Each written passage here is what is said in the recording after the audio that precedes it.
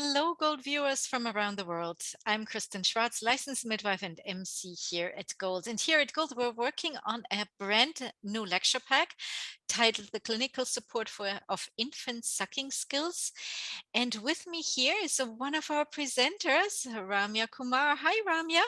Hi, Kristen. Oh, it's lovely to have you here and looking forward to learning from you. But before we jump into the presentation, tell us, first of all, where in the world are you located? Where are you coming from today? Hi, everyone watching this. I am in Phoenix, Arizona in the United States. So sunny desert. Wonderful. So let's talk a little bit about your background. You're an IBCLC, but so much more. So tell us a little bit about your work, your background, your journey, and what you're working on presently. Yeah. So I guess my primary licensure or profession, so to speak, I'm a speech language pathologist, and I specialize in infant and pediatric feeding and swallowing. I have been working in the neonatal ICU, the NICU setting for almost like 6, 7, 8 years at this point, at different amounts of involvement. And as I've done that and just kind of had more needs in my education and knowledge base, I have expanded more certifications. So I am a certified neonatal therapist. I'm a board certified swallowing specialist. And then more recently in the last year or so, I am proud to say that I'm also an international board certified lactation consultant, an IBCLC.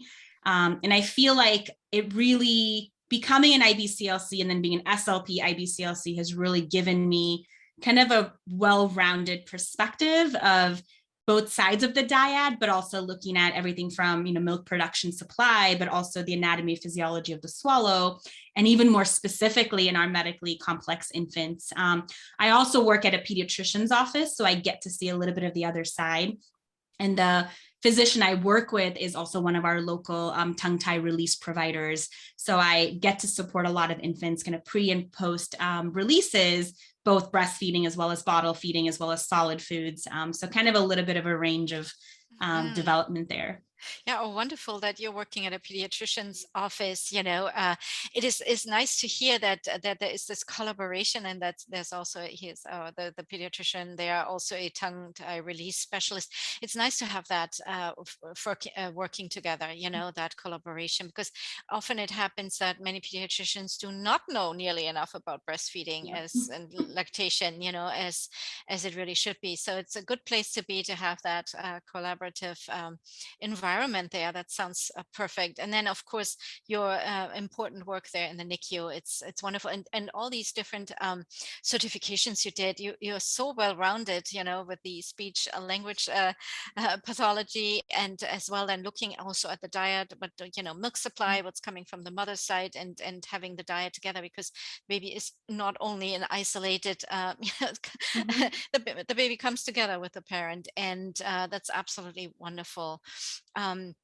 You will talk about in your presentation, which I think it's absolutely fantastic. We had a little sneak peek already earlier on today about it. As well, you talk about, the muscles of the babies, the facial muscles, everything that is involved with the swallowing process. You're a swallowing expert there, as you describe it too. It is really, really important to understand what's going on there, because it is really a complex process, right? Absolutely. Yeah, it's very intricate. There's so much that has to happen in a very short window of time. And that's actually what also led me to get training in orofacial myology. Because again, I'm dealing with the mouth, I'm dealing with muscles of the mouth. And so I was like, I really need to know this inside out, and I need to know what these changes are that can kind of, have long-term effects, because there is a lot we call procedural touch versus comfort touch, especially in the NICU setting. Yes. A lot of, devices that you'll hear about in my presentation, and then how that actually changes the anatomy and the physiology for something that already is so intricate, that the baby is growing, developing, has to breathe, has to swallow, has to multitask, has to process sound and light coming in, like lots and lots of things that our little ones have to do. Yeah, we're expecting a lot of these little ones that are often so severely preterm, just because, and this brings me to one of the things you mentioned in your presentation, just because they're out there doesn't mean they're ready, right? Correct. For all these intricate things that the body has to perform, because they still have a lot of development to do there. Yeah, I think, our rates of preterm deliveries have really increased. I think globally, Yeah. More and more babies are what we call viable earlier, right? And so we have to acknowledge that as we've advanced medically, we're going to see changes in even what normal looks like. And then how do we still continue to meet those families and meet those infants where they're at and optimize development? So it sounds like you also do a lot of education, right, in the NICU, the other NICU staff, but also the parents. Is that right? Yeah, absolutely. So I'm also certified in trauma-informed care, which I think has just added a whole nother dimension to my care and just my practice in general. Because it is a stressful experience, whether it's for the infant, for the family, and even for me as a provider. You leave and you're not necessarily separating everything. But a huge component of my role is definitely empowering and educating the family, because at the end of the day, it's their baby and they're going home. And one of the things I always bring up with my colleagues and my staff as well, especially with feeding, when it comes to discharge, I always ask, did we get the baby there or did the family get the baby there? Like, it's great if I can feed the baby, but if the parents don't feel confident and comfortable, like, we've missed the boat, because that's where the baby's going to be. So that's a huge part of what I do. Actually, it's a role I'm going to be transitioning more into, is doing a lot more parent education and staff education as well. Oh, wonderful. Yeah. And trauma-informed care is so important, because you mentioned it's a traumatic experience, of course, for the little one, of course, for the family, especially also for the mother or birthing person who, is still recovering from birth, and often in an environment that was maybe possibly unexpected and very traumatic. So there's a lot going on. And it was nobody's birthing plan or feeding plan, right, to be in the NICU and have tubes. And so you have to meet the family where they're at, and whether that means they come across as high maintenance, but it's like, but why?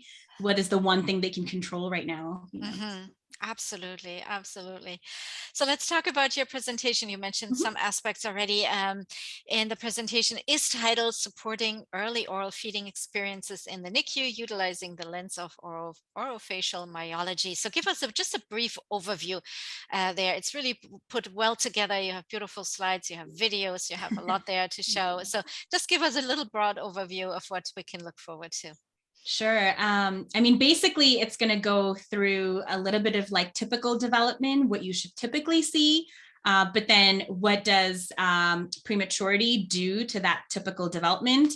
How does it maybe disrupt that or change some of those things? And then we do go into what is, again, a normal, typical swallow look like, normal, typical oral feeding reflexes, but then when we have changes, like when we have respiratory devices on our face, we have feeding tubes, we have tape, we have straps, lots of things that are essentially strapping down the muscles of our face and then the skeletal structure. What can that actually do? And how can it change that, whether that's changing the shape of the palate or, whatever that might look like.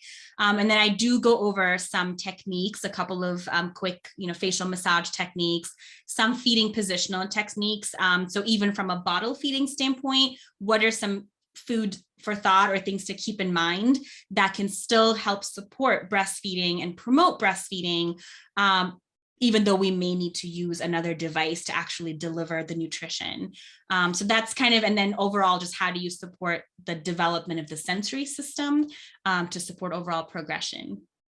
Wonderful. Well, thank you so much, Ramya, for sitting down here with me, chatting about the amazing work you're doing out there and your wonderful presentation here at GOLD. It's a pleasure meeting you. Thank you so much. Thank you for the opportunity. It's my privilege. And for our viewers, if you would like to find out more about this particular presentation and the other presentations in this lecture pack, Clinical Support of Infant Sucking Skills, please visit our website. You will find more information there at goldlactation.com and goldlearning.com. Thank you everyone for watching. Bye-bye for now.